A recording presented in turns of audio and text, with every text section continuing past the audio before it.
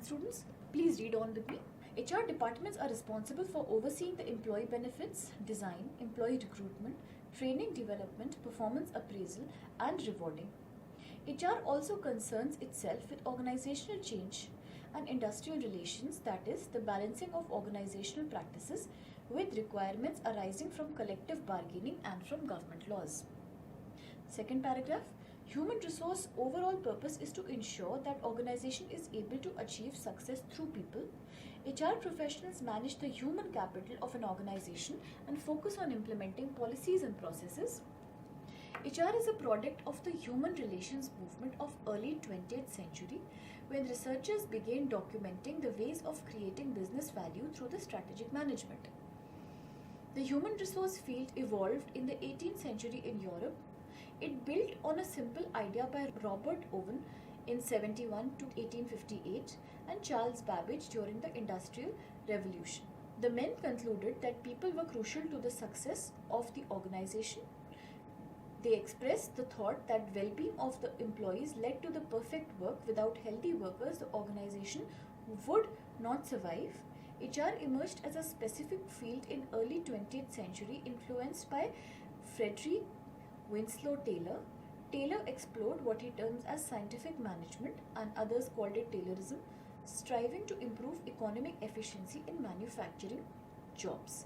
तो आप देख सकते हैं स्टूडेंट्स, हमारे क्वेश्चन नंबर, आप क्वेश्चन आंसर्स पे आ जाइए और आप देख सकते हैं कैसे क्वेश्चन नंबर 4 में हमसे पूछा गया है कि according to the passage which of the following unfolded the field of human resource for the first time. और आप जानते हैं कि इन सब में से आपका आंसर है पैसेज के हिसाब से देख के that your answer is option number E, it is Robert oven, and you can find this clearly in the passage that the human resource field evolve for the first time in 18th century Europe, built on a simple idea by Robert Owen. आप इसे underline भी कर सकते हैं। Getting this, हम आगे read करते हैं स्टूडेंट्स अपने पैसेज को। The scope of HRM is indeed very vast and wide. It includes all activities starting from the manpower planning till employee leaves the organization. Human resource planning refers to a process by which the company identifies the number of jobs vacant, whether the company has excess staff or shortage of staff, and how to deal with this excess or shortage. Another important area of human resource management is job analysis. Job analysis gives a detailed explanation about each and every job in the company. Based on the information collected from job analysis, the company prepares advertisements and publishes them in the newspapers. This is recruitment. A number of applications are received after the advertisement is published, interviews are conducted, and right employee is selected. Next paragraph, once the employee has been selected, an induction or orientation program is conducted. This is another important area of HRM. The employee are informed about the background of the company, explained about the organizational culture and values and work ethics, and introduced to other employees. You know students कि आपके question में आपसे पूछा गया था about work ethics and values. तो हम इसको अंडरलाइन कर लेंगे अपनी लास्ट लाइन को इस पैराग्राफ की, and we will come back to the questions once and see कि हमसे कहाँ पूछा गया था ये। और आप देख सकते हैं कि question number 1 is talking about which of the following tells about the culture, value and work ethics of the organization. आप पैसेज में भी देख सकते हैं कि क्लियरली इन्होंने हमें बताया है कि इंडक्शन और orientation is a process through which employees को बताया जाता है about work ethics and values. तो आप अपने क्वेश्चन में आके ऑप्शन नंबर सी को टिक कर सकते हैं, orientation program, and this is the correct answer. Question number 2 में हमसे पूछा गया है not a part of personal management. So हम पैसेज में जाके पहले पर्सनल मैनेजमेंट को समझते हैं। Now let's read on. Every employee goes under training program which helps him to put up a better performance on the job. Training program is also conducted for existing staff who have a lot of experience. This is called refresher training. Training and development is one area where the company spends a huge amount. Once the employee has put in around 1 year of service, a performance appraisal is conducted. That is, the human resource department checks the performance of the employee. Based on these appraisal, future promotions, incentive, increments and salary are decided. There are various rules regarding compensation and other benefits. It is the job of the HR department to look into the remuneration and compensation planning. Next paragraph. Motivation becomes important to sustain the number of employees in the company. It is the job of HR department to look into the different methods of motivation. Motivation improves the level of performance. The ability to do work and the willingness to do work both affect the efficiency of a person. The ability to do work is obtained with the help of education and training, and willingness to do work is obtained with the help of motivation. Willingness is more important in comparison to ability. For example, a person is highly educated and is recruited on this very basis, but it is not essential that he will do outstanding work. He shall have to be motivated to do good work. It is possible only through motivation. Therefore, motivation improves efficiency. The efficiency of a person is reflected through increase in productivity and decrease in cost. We know students की question में हमसे इस बारे में उन्होंने पूछा था in the true और फॉल्स सेक्शन, तो हम अपने क्वेश्चंस पे जाके देखेंगे. क्वेश्चन नंबर 3 आपसे बात करता है working efficiency of an employee, जिसको कि आप देख सकते हैं हमने अभी अभी आपका पैसेज में डिस्कस किया था कि कैसे हम अपने एम्प्लॉयज़ की एफिशिएंसी को बढ़ा सकते हैं. आप देख सकते हैं पैसेज में they are talking about the efficiency of the employee here and कैसे मोटिवेशन से एफिशिएंसी बढ़ जाती है. So after reading this passage let's please try to answer this question now. According to the passage which of the following increases the working efficiency of an employee the most. आपके options थे A qualification of the employees, B was training and development program, C was working atmosphere, D was willingness to work and E was incentives and compensation. तो आप देख सकते हैं यहाँ पे कि आपका जो ऑप्शन है that is the option number D is the correct answer, willingness to work, क्योंकि क्लियरली ऑथर ने हमें बताया है कि कैसे विलिंगनेस ज़्यादा होने से, मोटिवेशन ज़्यादा होने से आपके एम्प्लॉय की वर्क एफिशिएंसी सबसे ज़्यादा होती है. Given this students we will go back to the second question now, जहाँ बात हुई थी पर्सनल मैनेजमेंट के बारे में, जो कि हमें अभी तक पैसेज में नहीं मिला है. So we will read on and find कि हमें ये चीज़ कहाँ मिलती है. Let's read on, students. Another important area of HRM is maintaining cordial relations with union members. This will help the organization to prevent strikes, lockouts, and ensure smooth working in the company. Effective HR management is a modern version of what used to be called the personnel management. आप please इसे underline कर सकते हैं. Author is finally talking about personal management, जो कि हमारे question में हमसे पूछा गया है. So let's read on further about personal management. The main difference between personal management and human resource management lies in their scope and orientation. The scope of personal management was limited and had an inverted approach, wherein workers were viewed as a tool. Traditional personal management focused on personal administration and basic labor relation issues. In contrast, the HR management of employee is more diverse, focusing on recruitment and selection into the workplace, ongoing motivation and morale in the workplace. Under traditional personal management, employees were provided with less training and development opportunities. Under HR management of employees, training and development opportunities are employed to maximize the employee productivity and effectiveness.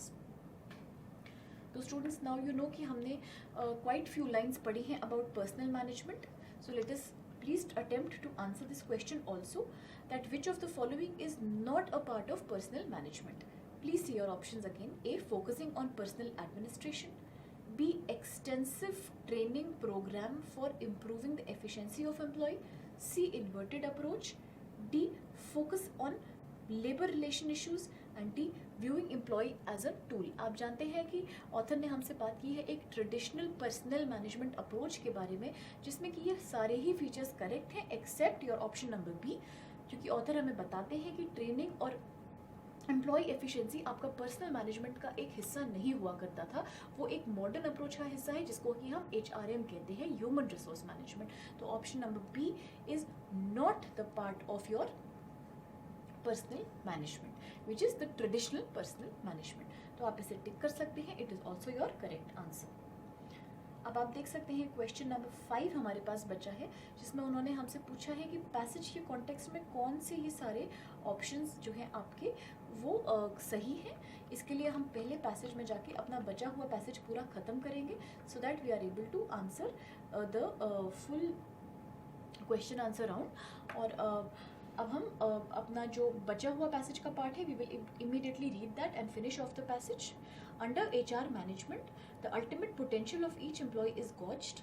Then employees are fitted into a position and that takes full advantage of their talents and ongoing evolution. Given this I have read my whole passage students, और अब हम अपने inference based questions को भी deal कर सकते हैं. So please focus on your question number 5 on your screen. और आप देख सकते हैं कि इस क्वेश्चन का मेन जो आपसे क्वेरी है वो है कि कौन से स्टेटमेंट्स इनमें से सही हैं. तो एक बार जल्दी से हम स्टेटमेंट्स को रीएनालाइज करेंगे. A is ability to do work is more important in comparison to willingness to do work, जो कि आप जानते हैं कि ये गलत है, बिकॉज पैसेज में आपको बताया गया है कि विलिंगनेस ज़्यादा ज़रूरी है. So it is not true. Option number B, it is not essential that highly educated employee will do outstanding work, जो कि आप कह सकते हैं काफ़ी हद तक सही है, बिकॉज पैसेज में हमें बताया गया था कि it is not important that only educated people can do good work, it is motivation which is also important. Option number C, HR is primarily concern with the remuneration of people with in organizations. ये भी आपका कुछ हद तक सही नहीं है, because remuneration is one of the things जो HR आपका देखता है. HR रेम्यूनरेशन के अलावा बहुत सारी और चीज़ों में भी फोकस करते हैं. D, none of the above, and E, all are true. तो आप कह सकते हैं option number B is your correct answer, जो कि आपका पैसेज के हिसाब से बिल्कुल सही है. अब आप अपने क्वेश्चन नंबर 6 पे आइए, और यहाँ भी आपको स्टूडेंट्स इनकरेक्ट स्टेटमेंट बताना था पैसेज के हिसाब से. ये भी आपका एक इन्फरेंस बेस्ड क्वेश्चन ही है. तो आप जल्दी से अपने ऑप्शंस देख लीजिए सो दैट हम इसमें से रॉन्ग स्टेटमेंट को निकाल सकें. ए, effective HR management is a modern version of what used to be called personnel management. आप जानते हैं कि ये सही है, because HR management is a modernization of personnel management according to the passage. Option number B, once the employees have been selected, an induction program is conducted. ये भी सही है, क्योंकि हमने पढ़ा था about induction and orientation program. C, job analysis gives a detailed explanation about each and every job in the company. ये भी आप जानते हैं कि आपका सही है. D, human resource planning refers to a process by which company allocates responsibilities to the managers of different division. ये आपका सही नहीं है, क्योंकि हमने पैसेज में ये चीज़ नहीं पढ़ी है स्टूडेंट्स. तो ये टोटली आउट ऑफ सिंक है विद द पैसेज. आप इसको टिक कर सकते हैं. ये आपका गलत स्टेटमेंट है, ये आपका इनकरेक्ट स्टेटमेंट है according to the passage. Please come down to the 7th question. ये आपका वोकैबुलरी सेक्शन का है क्वेश्चन. आपसे इमर्ज्ड वर्ड का मीनिंग पूछा गया था. नाउ स्टूडेंट्स, इमर्ज्ड एक जनरली कॉमन वर्ड ही है. So if I know the meaning I will go ahead and find the meaning of the word emerged. पर अगर हमें इसका मतलब नहीं पता है, so we have to find it in the context of your passage. So now I will go back to the passage and try to pull out these words from the passage so that we can find out their meaning. और आपका word emerged है, तो देखते हैं कैसे हम इस word को passage में locate कर सकते हैं. So please आप भी मेरे साथ ढूंढिए and let's see how quickly can we find the word emerged here. आप देख सकते हैं students कैसे हमारे 4th पैराग्राफ में, जो कि आपका एक 4-लाइनर पैराग्राफ है, जहां हमने बात की थी 20th सेंचुरी में HR के इमर्ज होने के बारे में. आप अपने स्क्रीन पे फोकस कर सकते हैं. यू कैन प्लीज इनसर्कल और underline the word. Here is the word emerged. तो हम इसका मतलब निकालते हैं इन the context of the passage. कैसे? हमारी टिपिकल अप्रोच से, जिसमें कि हम इमर्ज्ड वर्ड के पहले और बाद के पार्ट्स को अच्छे से पढ़ के, सेंटेंस को पढ़ के उसका मतलब समझेंगे. So please read with me again. HR emerged as a specific field in the early 20th century. आप कह सकते हैं यहाँ पे कि it's becoming very clear to us कि emerge से हमारा मतलब होता है किसी भी चीज़ का जागृत होना, किसी भी चीज़ का सामने आना, किसी भी चीज़ का अपीयर होना, किसी भी चीज़ का क्रिएट हो जाना. अब हम अपने ऑप्शंस में जाके देखते हैं which is the best suitable synonym for the word emerged. Fled, waned, transpired, ebbed. तो आप कह सकते हैं option number D, ebbed is your correct answer, which also means emerged. Now 8th question. यहाँ आपको बताना था meaning of the word outstanding. Again ये एक आपका जनरली कॉमन वर्ड ही है स्टूडेंट्स, बट स्टिल गिवन कि हमें इसका मतलब नहीं पता है ड्यूरिंग एग्जामिनेशन, तो चलिए पैसेज में चल के हम आउटस्टैंडिंग वर्ड ढूंढेंगे. वर्ड्स ढूंढना can sometimes take a long time students, but it is okay. It is like I think a part of your reading comprehension. तो अगर इसमें आपको थोड़ा टाइम लग जाता है तो it is totally worth the effort, क्योंकि आपके वोकैबुलरी सेक्शन के क्वेश्चंस बहुत स्कोरिंग होते हैं अगर आपने इन्हें सही आंसर किया है एग्जाम में. तो आप देख सकते हैं कि कैसे, अगर आप अपनी स्क्रीन पे फोकस करें तो students you will come to know कि कैसे इस पर्टिकुलर पैराग्राफ के थर्ड लाइन में, लास्ट लाइन में मुझे आउटस्टैंडिंग वर्ड दिख रहा है. I will encircle the word और यू कैन ऑल्सो अंडरलाइन और हाईलाइट इट. और हम इसका मतलब समझेंगे by understanding the full sentence जहाँ इसको इस्तेमाल किया गया है. और आपका सेंटेंस है, आप मेरे साथ ध्यान से पढ़िए. But it is not essential that he will do outstanding work. तो आप समझ चुके हैं कि आउटस्टैंडिंग से यहाँ मतलब है आपका great work, unusually good work, बहुत ही बढ़िया काम. तो इसलिए हम जाके इसका मीनिंग निकालेंगे अब ऑप्शंस में से. और आपके ऑप्शन से abysmal, groovy, appalling, outrageous and despicable. तो आप कह सकते हैं कि आपका ऑप्शन है B is the correct answer, groovy. It also means something very outstanding. अब आपका 9th क्वेश्चन आप देख सकते हैं students. Choose the word which has the opposite meaning of the word cordial. Cordial का मतलब आई एम श्योर अगर आप इसका ऑपोजिट आंसर करेंगे तो पहले इसका मतलब समझना आपके लिए बहुत ज़्यादा ज़रूरी है. तो स्टूडेंट्स कॉर्डियल का मतलब मैं आपको समझा दूंगी कि कॉर्डियल से हमारा मतलब है somebody who is very very cooperative, somebody who is very very kind and nice to others. एक बार आप ये इसका मीनिंग समझ जाते हैं तो आपके लिए इसका ऑपोजिट फिश आउट करना, निकालना बहुत ज़्यादा आसान हो जाता है. तो given that now we know the meaning of the word cordial, we will try to see इसका ऑपोजिट क्या है. और option number A is affable, B convivial, C frosty, D amiable and E genial. तो आप कह सकते हैं कि यहाँ पे C frosty will be the opposite word of cordial, which means somebody non-cooperative or non-cordial. Now your question number D, choose the word which has opposite meaning as the word inverted. Inverted students एक बहुत ही popular word है. I'm sure हम में से mostly सबको inverted का मतलब पता है. बट स्टिल जैसे सपोज हमने पैसेज जब आपका पढ़ा था तो इन्वर्टेड वर्ड आप यहाँ पे ढूंढ सकते थे जब ऑथर ने आपको बताया था अबाउट द पर्सनल मैनेजमेंट. तो वहाँ उन्होंने क्लियरली आपसे बात की थी about the word inverted. And I will show you where. आप देख सकते हैं कि लास्ट फ्यू पैराग्राफ्स में हमने बात की थी अबाउट द पर्सनल मैनेजमेंट. और पर्सनल मैनेजमेंट की जो अप्रोच थी ऑथर ने बताई थी, आप अपनी स्क्रीन पे प्लीज़ फोकस कर लीजिए, इन्वर्टेड अप्रोच की बात की थी. तो वर्ड इन्वर्टेड आपको बेसिकली यहाँ मिला था. तो आप अगर इसका मतलब नहीं जानते तो जल्दी से इसका मतलब समझ लीजिए आप. The scope of personal management was limited and had an inverted approach. तो आप कह सकते हैं कि इन्वर्टेड से हमें क्लियर हो जाता है इस सेंटेंस को पढ़ने से, इन्वर्टेड अप्रोच वर्ड को समझने से, कि इन्वर्टेड मतलब उल्टा, something upside down. It is a very common word otherwise also. और यहाँ अगर हम अपने क्वेश्चन को देखें तो हमें ऑपोजिट क्योंकि निकालना है, तो हम इसके ऑप्शंस पहले देख लेते हैं अपने सवाल के. ए रिवर्स्ड जो कि आपका मीनिंग हो गया, B overturn, C upturn, D wrong way up. आप देख सकते हैं यहाँ सब सिनोनिम्स की बात हो रही है, ये सारे इन्वर्टेड के मीनिंग्स में से हो गए. और लास्ट वर्ड है आपका अपराइट, मतलब कि बिल्कुल सीधा, बिल्कुल करेक्ट. तो इसलिए इन्वर्टेड का जो राइट ऑपोजिट है वो होगा ई ऑप्शन आपका अपराइट. आप इसे टिक कर लीजिए. और ऐसे हमने अपना एक लेंदी पैसेज अभी फिनिश किया, आपका पैसेज नंबर 3. अब चलते हैं अपने पैसेज नंबर 4 की तरफ. And let's start reading the first few lines of the passage number 4 समझने के लिए कि what is the topic of discussion here. So please students focus on your screens and we will now read the passage number 4. इसकी पहली few lines मैं आपके साथ पढ़ूंगी.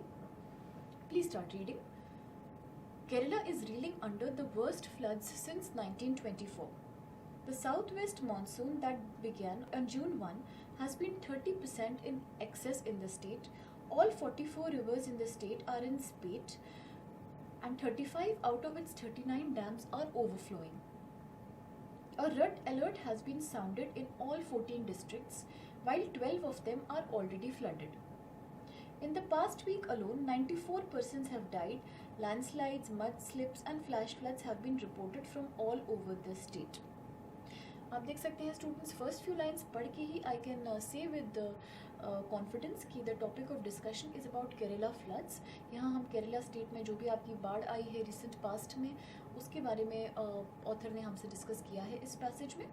So now हम टॉपिक को जब समझ चुके हैं और हमने ये भी गौर किया होगा कि फर्स्ट फ्यू लाइन्स में बहुत सारे डेटा आपको दिया गया है कि including a lot of dates and including the number of dams and the number of districts जहाँ पे आपके केरला के फ्लड का इम्पैक्ट ज़्यादा हुआ है. So given this we will proceed with the reverse method और हम अपने क्वेश्चंस को एनालाइज करते हैं वन बाय वन कि हमसे क्या पूछा जा रहा है. So please come down to the question answers And let's see the question number 1, students. As per the passage, what measures could have reduced the intensity of floods in Kerala? आप please अपने keywords को underline ज़रूर कर लीजिए यहाँ. What measures could have reduced the intensity of floods in Kerala? और आपके options हैं A. Better management of watersheds, B. Restore rivers to the natural courses, C है both A and B, D है better planning and coordination in the opening of dams, और E है both A and D. Now please come down to the second question, students. Which of the following can be the most appropriate title for the passage above? आप देख सकते हैं students कैसे ये एक inference based question है हमारा, because हमसे अप्रोप्रिएट टाइटल पूछा गया है. आप प्लीज़ अंडरलाइन कर लीजिए कीवर्ड्स हैं आपके appropriate title for the passage above. और आपके जो ऑप्शंस हैं वो हैं A. Faulty infrastructure, B. The trickle, C. The tragedy, D. the deluge, and E. the drizzle. Question number 3 है आपका. Which of the following statements are incorrect in context of the passage? Please do underline your keywords. Incorrect statements आपको बताने हैं in the context of your passage. आपका 1 है many river channels have been historically straightened to improve navigability. आपका option number 2 है India has witnessed many of the largest most catastrophic floods causing irreparable damage to people's livelihood, property and crucial infrastructure. Option number 3 है आपका Kerala will need help from center and other agencies to rebuild state's transport infrastructure which has been damaged. And now they have given you another set of options जहाँ आपको बताना है कि जैसे A में only 1 is correct, B is only 2 is correct, C is both 1 and 2, D is only 3 and E is both 2 and 3. Again we have to see the passage to answer this question properly. So let's come down to the question number 4 जहाँ आपसे author ने पूछा है in the passage above a sentence is given in the bold, और उन्होंने आपको एक sentence highlight करके दिया है which says Kerala's geography can be a both saving factor and a recipe for disaster. आपको पैसेज में ये लाइन ढूंढनी है और इसका correct way of writing the above statement without changing और विदाउट ऑल्टरिंग इट्स मीनिंग बताना है. यानी कि आपको पैसेज में से एक लाइन कोट करके निकाली गई है, दी गई है क्वेश्चन में, आपको बताना है कि दूसरे शब्दों में आप इस लाइन को कैसे लिख सकते हैं जिससे कि उसका मतलब, उसका जो मीनिंग है वो बिल्कुल भी चेंज नहीं होना चाहिए. और आपके ऑप्शंस यहाँ दिए गए हैं. A. Kerala's geography is not efficient for coping with a disaster. B. Kerala's geography can save people from a disaster and cope with its after effects. C. Kerala's geographical conditions can become a savior of a disaster and a means of a disaster. D. Kerala's geographical conditions are both a rescuer of a disaster and a custodian of disaster. E. None of the above.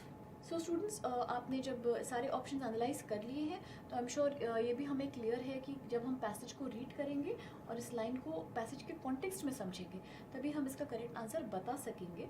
So you can see it is more or less an inference based question again. और अब हम अपना 5th question देखेंगे. What is the correct meaning of the word marooned? Please आप underline कर लीजिए keywords. Meaning of the word marooned. Maroon word का meaning के लिए आपको जो ऑप्शंस दिए हैं यहाँ वो हैं A. Occupied, B. Deserted, C. Barren and D. Barren forested. Now question number 6. Which of the following is the opposite of the word disarray? और आपको यहाँ ऑपोजिट बताने हैं. Please underline the keywords. Disarray के ऑपोजिट्स में जो आपके options है वो हैं A. Orderly, B. Mayhem, C. Constructed, D. Established. And total 6 questions we have here students. तो चलिए let's go back to the passage और एक बार जल्दी से अपने माइंड में हम एक साइलेंट एनालिसिस कर लेते हैं अपने सारे कीवर्ड्स के बारे में कि हमें कहाँ कहाँ पैसेज में ध्यान देना है कीवर्ड्स को मद्देनज़र रखते हुए. आपके फर्स्ट क्वेश्चन के कीवर्ड्स थे कि कैसे केरला फ्लड्स की इंटेंसिटी को हम रिड्यूस कर सकते थे. What measures should the government have taken. Next था आपका अप्रोप्रिएट टाइटल. थर्ड था आपका true and false, again inference based. और डी था आपका एक हाईलाइटेड सेंटेंस और उसके बाद वोकैब सेक्शन. तो please come back to the passage with me and let's begin reading the passage here students. Over 1 lakh people have shifted to relief camps and many more are reportedly marooned. Now since students आपने देखा था कि हमने कैसे question answer के vocabulary part में maroon word हमें मिला था, तो यहाँ हम देख सकते हैं maroon word has been used. हम इसे मिस नहीं करेंगे. वी विल अंडरलाइन और encircle this word so that जब हम अपना वो सवाल को आंसर करें तो we will get its meaning easily. In houses and buildings, cut off by flood waters. The state's main airport at Nidambasari, Kochi, was closed on Wednesday after water from Periyar, the state's largest river, flooded the runway. Second paragraph. Road and rail links are in disarray with central Kerala, including the city of Ernakulam, cut off from the rest of the state. Again students आप देख सकते हैं second paragraph की पहली line में there is a word called disarray. आप please इसको भी अंडरलाइन करना मत भूलिए बिकॉज आपने देखा था कि अपने वोकैबुलरी सेक्शन में this was also a word जो हमसे पूछा गया था. तो हम इसको भी अंडरलाइन करके यहाँ रखेंगे सो दैट हम इसे ईजिली ढूंढ सकें जब हम अपने क्वेश्चंस का आंसर करने जाएं. Please read on. Parts of the state are now without electricity. Flood waters have entered the tourist destinations of Munnar and the Triveni Sangamam at Sabarimala. Relief operations are in full swing and it will need generous help from the centre and other agencies as a large part of state's transport infrastructure will have to be repaired or rebuilt. Third para. While the immediate concern is rescue and relief, this deluge and the tragedy it has wreaked should be a reason to reflect on Kerala's development trajectory. Excess rainfall is primarily responsible for the disaster, but unplanned development, particularly in construction and quarrying, have contributed to the death and destruction. The construction boom in recent years has taken a toll on state's wetlands and river valleys. With farming becoming uneconomic, paddy fields have been turned into real estate and released for construction. This has reduced the area available for rain and flood waters to spread. Better management of watersheds could have reduced the intensity of the floods. Similarly, better planning and coordination in the opening of dams may have helped to phase out the release of excess storage from reservoirs, limiting the extent of the floods. Kerala's geography can be both a saving factor and a recipe for disaster. आप देख सकते हैं students same thing हमसे पूछी गई है. Same sentence has been asked in a different way. हमें इसका आंसर पैसेज के लिए बताना है तो हम इसको बहुत ध्यान से पढ़ेंगे यहाँ पे इस सेंटेंस को इसका मतलब समझने के लिए. The Gadgil committee report on conservation of western Ghats had flagged the need for better regulation and management of hill region. It was resisted by a large section of residents and rejected by political mainstream. The government may need to revisit the report and restrain certain types of environmental unfriendly activities in the hills. The protection of wetlands also need to be pursued urgently and necessary corrections made in development plans. Given this, immediately let's start answering the questions. As per the passage, which is the question number 1 की हम यहाँ बात कर रहे हैं. As per the passage, what measures could have reduced the intensity of floods in Kerala? A. Better management of watersheds. B. Restore rivers to the natural courses. C. Both A and B. D. Better planning and coordination in opening of dams. आप देख सकते हैं students passage में clearly author ने हमें बताया है कि better management of water shades हमें करना चाहिए और better planning and coordination in the opening of dams भी हमें करने चाहिए. सो इसलिए वी कैन से कि A and D are correct. तो इसलिए ऑप्शन नंबर E हमारा सही आंसर है बिकॉज यहाँ दोनों A एंड D को सही बोला गया है. So let's move on to the question number 2 now. Which of the following can be the most appropriate title for the passage? आप देख सकते हैं स्टूडेंट्स यहाँ पहले ही आपसे एक इन्फरेंस बेस्ड क्वेश्चन पूछ लिया गया है इसलिए हमने एक बार जल्दी से ये एक छोटा पैसेज था इसकी थरो रीडिंग ऑलरेडी ले ली है. तो अब हम बता सकते हैं कि टाइटल इसका क्या होना चाहिए. सो द ऑप्शन नंबर ए था आपका फॉल्टी इंफ्रास्ट्रक्चर, देन था trickle, the tragedy, the deluge and the drizzle. आप देख सकते हैं कहीं ना कहीं ये ओवरलैपिंग ऑप्शंस हैं. बहुत सारे टाइटल्स इसमें सूट कर सकते हैं जैसे कि फॉल्टी इंफ्रास्ट्रक्चर भी सही है, ट्रेजेडी भी अप्रोप्रिएट हो सकता है और डेल्यूज भी अप्रोप्रिएट हो सकता है. पर स्टूडेंट्स यहाँ the most appropriate title will be the deluge क्योंकि डेल्यूज से हमारा मतलब होता है फ्लडिंग और यहाँ हमने बात की है अबाउट द केरला फ्लड. तो इसलिए option number D is your correct answer. आप इसको टिक कर सकते हैं. The deluge is the right answer. Now हमारा क्वेश्चन नंबर 3 हम देखेंगे. इसमें हमें बताना था कि कौन से ऑप्शंस पैसेज के हिसाब से इनकरेक्ट हैं. Please read on the options. Many river channels have been historically straightened to improve navigability. B. India has witnessed many of the largest, most catastrophic floods, causing irreparable damage to people's livelihood, property, and crucial infrastructure. 3 था हमारा Kerala will need help from the centre and other agencies to rebuild state's transport infrastructure which has been damaged. तो students आप देख सकते हैं कैसे passage के हिसाब से ऑप्शन नंबर 3 हमारा बिल्कुल सही ऑप्शन है, और कैसे हम बोल सकते हैं कि हमारा जो एक ऑप्शन नंबर 1 है ये हमारा कहीं पे भी पैसेज में यूज़ नहीं हुआ है, तो इसलिए हम बोल सकते हैं 1 is totally incorrect in context to the passage. और आप एक बार अपने फर्स्ट पैराग्राफ में जाके अगर देखें तो ऑथर ने शुरू से ही आपको केरला के ही फ्लड्स के बारे में बात की है, कहीं पे भी ऑथर ने आपको ऑल ओवर इंडिया फ्लडिंग के बारे में यहाँ डिस्कस नहीं किया है। So option number 2 is also not correct with context of this passage. तो both 1 and 2 will be incorrect. आप देख सकते हैं ऑप्शन नंबर सी में आपको बोला गया है कि both 1 and 2 are not right, और यही आपका सही ऑप्शन है, आप इसको सेफली टिक कर सकते हैं। Now question number 4, in the passage above a sentence is given in bold. आपने देखा था लास्ट पैराग्राफ में ये सेंटेंस जिसकी ऑथर ने बात की है, जो सेंटेंस है कि Kerala's geography can be both a saving factor and a recipe for disaster. इसको हमने लास्ट पैराग्राफ में पढ़ा था, और इसका हमें रीराइट करना है इसको, इसका मीनिंग बिना चेंज किए। तो देखते हैं कौन सा ऑप्शन सबसे सही इसका एक ट्रांसलेशन हमारा है। Option number A, Kerala's geography is not efficient for coping with a disaster. ये बिल्कुल सही नहीं है, क्योंकि ऐसा ऑथर ने हमें नहीं बोला है directly. Option number B, Kerala's geography can save people from disaster and cope with its after effects. ये भी बिल्कुल सही नहीं है। Option number C, Kerala's geographical conditions can become a saviour of disaster and a means of disaster. Option number D, Kerala's geographical conditions are both a rescuer of a disaster and a custodian of a disaster. ये भी सही नहीं है, और none of the above भी सही नहीं है। इसलिए आप कह सकते हैं ऑप्शन नंबर सी बिल्कुल करेक्ट है, क्योंकि इस सेंटेंस को पूरी तरह से ऑप्शन नंबर सी आपका समझा रहा है कि कैसे केरला की जो ज्योग्राफिकल कंडीशंस है वो सेविंग फैक्टर भी है और रेसिपी भी है डिजास्टर की। देखिए, सेविंग फैक्टर भी है और मीन्स ऑफ डिजास्टर भी है, इसलिए option number C is your right answer. Now question number 5, what is the correct meaning of the word marooned. Please come back to the passage students. आपने देखा था कि हमने पहले पैराग्राफ की 7th लाइन में ही वर्ड मरूड देखा था, और अब हम अगर इसका मतलब नहीं समझते हैं तो प्लीज़ हम इसको फाइंड आउट करते हैं in context of the passage. हम इस सेंटेंस को थरोली रीड करेंगे and we will find out the meaning. Over 1 lakh people have shifted to relief camps and many more are reportedly marooned in houses and buildings cut off by flood waters. ये sentence पढ़ के आप समझ सकते हैं students, maroon से हमारा मतलब है कट ऑफ, आइसोलेटेड या अकेला हो जाना, कहीं जाके आप बिल्कुल एक अकेले कहीं फंस जाना, इसका मतलब हमारा होता है अबैंडन्ड या मरून।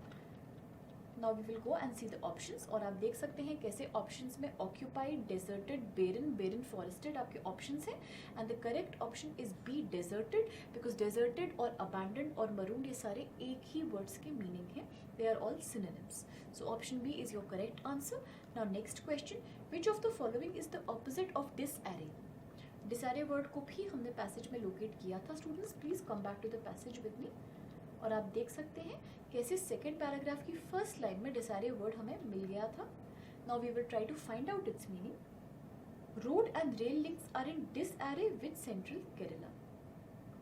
इससे हम कह सकते हैं डिसएरे का मतलब है आउट ऑफ सिंक, कोई चीज जो अलाइंड नहीं है, जो कनेक्टेड नहीं है।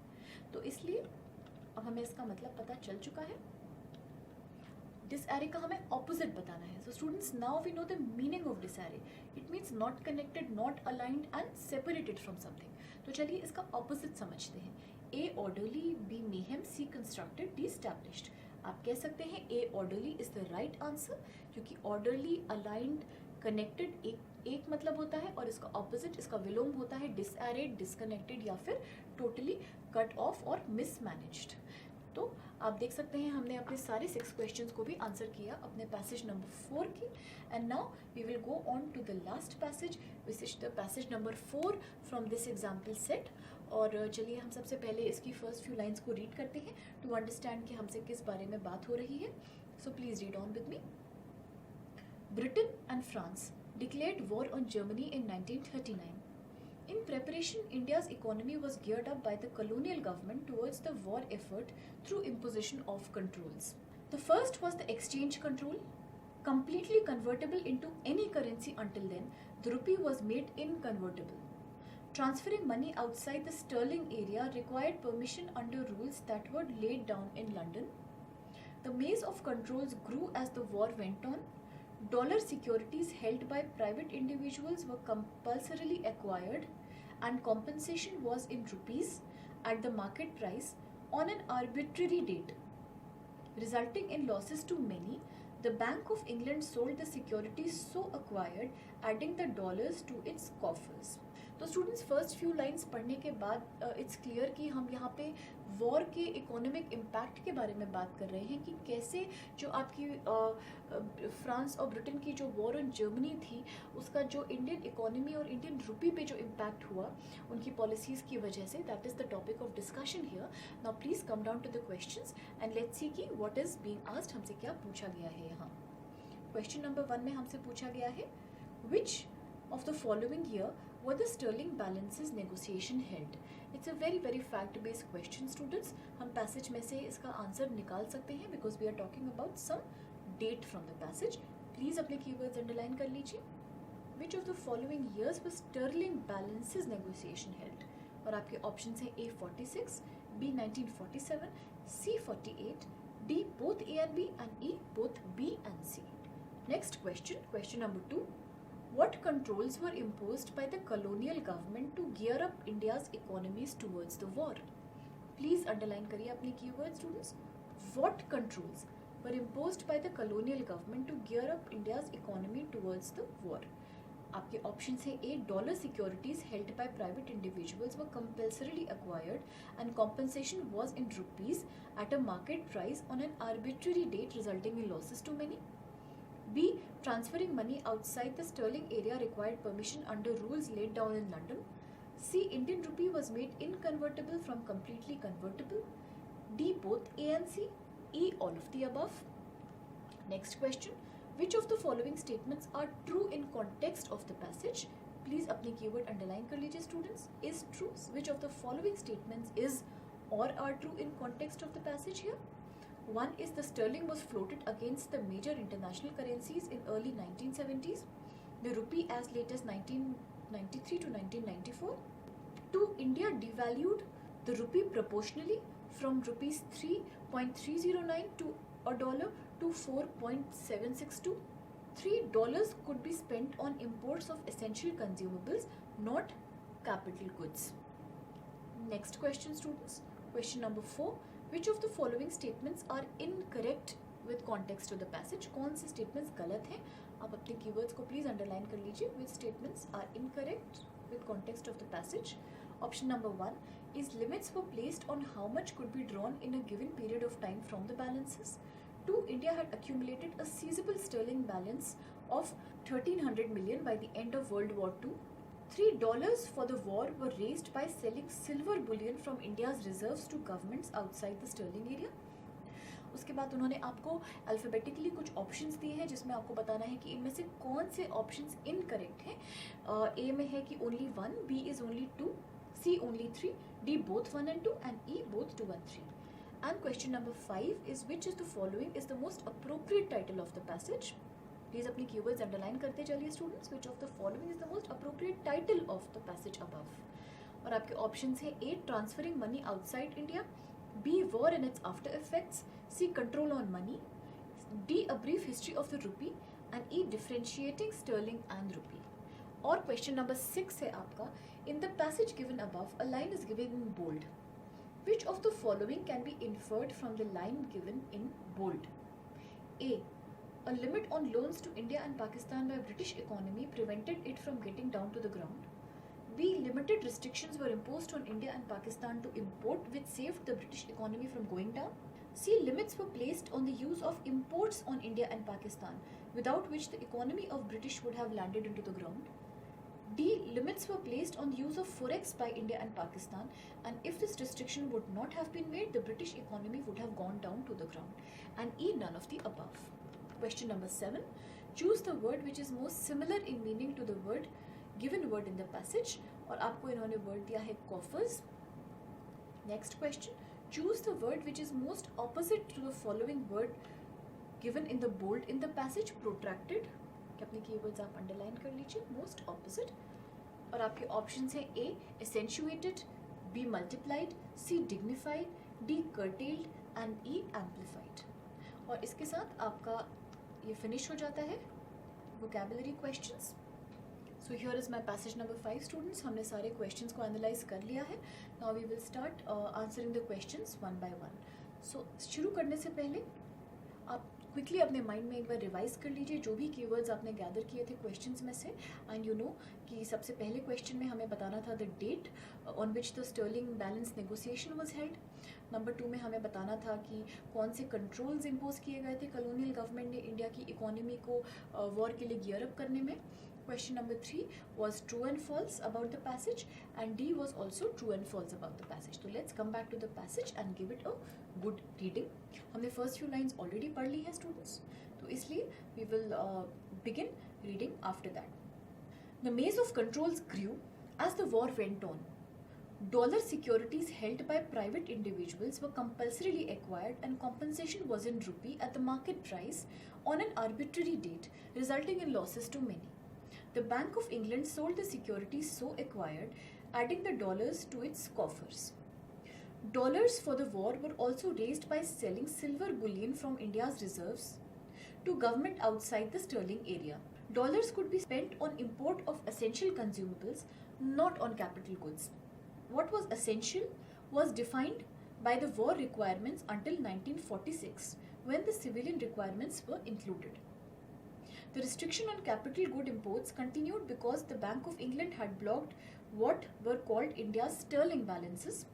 By the end of the World War II, India had accumulated a seizable sterling balance of 1300 million sterlings. India's earning in foreign currency on its export for the war deposited in the Bank of England in the form of sterling to the credit of the Reserve Bank of India account. The balance had grown with import controls limiting forex outflows. The corresponding increase in rupee circulation stoked war inflation in India. After the war ended, the transfer of sterling balances was negotiated between India and Britain.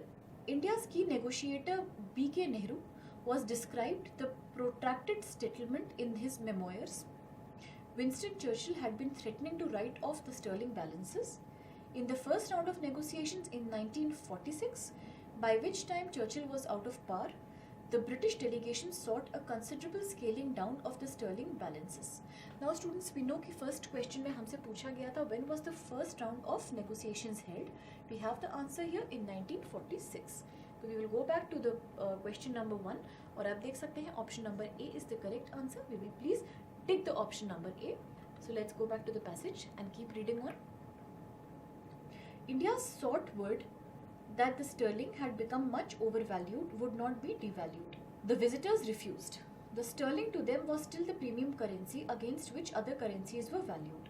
The next sterling balances negotiations were held in London in July 1947 against the backdrop of Government of India having been thrown into chaos by the advancement of the date of independence, that is partition, to August 15, 1947 from June 30, 1948. After August 15, India and Pakistan would have had no forex other than the sterling balances to pay for imports. The urgency of reaching an agreement increased. The impossibility of a write-off was accepted, but limits were placed on their use by the two countries, as unrestrained spending would have run the British balance of payments and consequently its economy to the ground.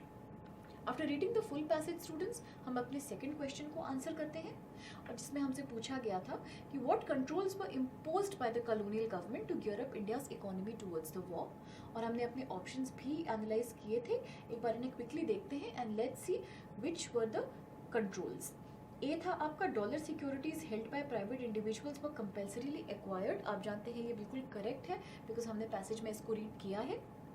Option number B था transferring money outside the sterling area required a permission under rules laid down in London. ये भी आपका बिल्कुल सही है. First paragraph में आपने detail में इसको पढ़ा है. सी है Indian rupee was made inconvertible from being completely convertible which is also correct as per the first paragraph in the passage. तो आप कह सकते हैं E is your correct answer all of the above. Now students I will proceed to the question number 3 जहां हमसे पूछा गया है which of the following statements are true in context of the passage. और ऑप्शंस हमारे सामने हैं. एक बार इन्हें क्विकली देख लेते हैं. The sterling was floated against major international currencies in the early 1970s, rupee as late as 1933 to 1994. Next है India devalued the rupee proportionally from 3.309 और डॉलर टू 4.762. सी है हमारा dollars could be spent on imports of essential consumable not capital goods. आप देख सकते हैं according to the passage only option number 3 is correct. Therefore option number C will be your correct option, only 3. Now let's move down to the question number 4, जहाँ author is asking which of the following statements are incorrect with context to the passage. इनमें से कौन सी statements गलत हैं. So let's read them one by one students, याद करते हुए कि हमने passage में क्या क्या information gather की है. And the option number 1 is limits were placed on how much could be drawn in a given period from the balances. 2. India had accumulated a seizable sterling balance of 1300 million sterlings by the end of World War II. 3. Dollar for the war were raised by selling silver bullion from India's reserves to governments outside the sterling area. So we know students कि option number 2 and 3 both are correct. हमने दोनों के ही बारे में passage में पढ़ा है in different places. But option number 1 के बारे में हमने पैसेज में नहीं पढ़ा है. So option number 1 is incorrect. So we can say option number A is your right answer. Only option number 1 is not correct with reference to the passage और with context to the passage. Now question number 5, which of the following can be the most appropriate title for this passage. पूरा passage पढ़ने के बाद students आप जानते हैं कि title is a part of inference based questions, और पूरा पैसेज पढ़ के हम इजीली समझ सकते हैं कि हमारा अप्रोप्रिएट टाइटल का जो पैसेज होना चाहिए वो हमारा होगा अ brief history of the rupee. क्योंकि यहाँ हमें पता चला है कि from right the pre independence time से कैसे इंडियन रुपी का जो एक मार्केट में वैल्यू रहा है इन ऑपोजिशन टू ब्रिटेन का स्टर्लिंग और बाकी करेंसीज के हिसाब से. तो इसलिए the most appropriate title of the passage here will be the option number D, a brief history of the rupee. और पैसेज को समझ के हम इजीली ये गेस कर सकते हैं. Question number 6, in the passage given above a line is given in bold. Which of the following can be inferred from the line given in bold. और हम देखते हैं कि हमारे ऑप्शंस इसमें क्या हमें दिए गए हैं. A limit on loans to India and Pakistan by British economy prevented it from getting down to the ground. Limited restrictions were imposed on India and Pakistan to import, which saved the British economy from going down. C. Limits were placed on the use of imports on India and Pakistan, without which the economy of British would have landed into the ground. D. Limits were placed on the use of forex by India Pakistan, and if this restriction would not have been made, the British economy would have gone down to the ground. Students, पूरा passage पढ़ने के बाद हम ये बोल सकते हैं option number D is the correct meaning of the emollient part of the passage. और हम इसको पैसेज में भी लोकेट करके समझ सकते हैं. आप देख सकते हैं कि last paragraph of the passage में आपको बताया गया है India Pakistan would have had no forex other than sterling balance to pay for its imports. But limits were placed on their used by the two countries. Unrestricted spending would have run the British balance of payments, consequently its economy to the ground. इसलिए हमारे 6th question में option number D is the correct answer, जो कि इस last वाले paragraph का appropriate meaning है.